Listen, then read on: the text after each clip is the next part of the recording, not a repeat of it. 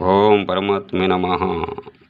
గీతయందు సర్వభూతదయ, గీతయందు కలది వాచా వేదాంతము కాదు అనుష్ఠాన వేదాంతము. ప్రతి చిన్న విషయమునందును అది ఆచరణపైనే ప్రాక్టికల్ సైడ్ మృగ్గు చూపుచుండును. హృదయ పరిపాకము లేనిదే మోక్షమెవరికని చేకూరదని గీతాచారుల మతము.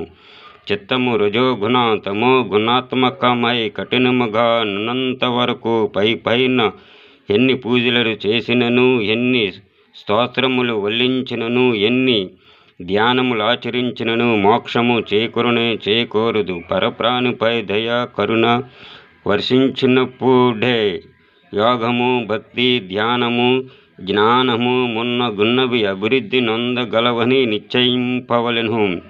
భగవంతునిపై భక్తి కలిగి జీవరాశులపై ద్వేషము కలిగి ఉన్నచో ఆ భక్తికి అర్థమే లేదు. అది భగవంతునికి గావింపబడు ఉపచారము కాదు, అపచారమే యగును. సర్వజీవ తిరస్కరః కేశవం ప్రతిగచ్చతి అని ఎనున్నట్లు ఏ జీవిని తిరస్కరించినను బాధించినను భగవంతుని బాధించినట్లే యగును.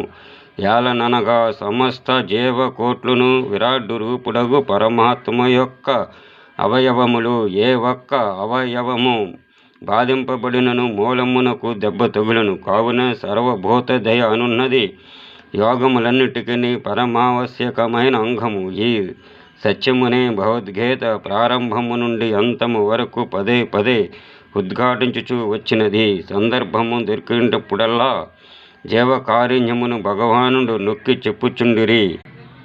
మత్కర్మకృత్ మత్ పరమో మద్భక్తః సంఘవర్జితః నిర్వైరః సర్వభూతేషు యః మామేతి పాండవ.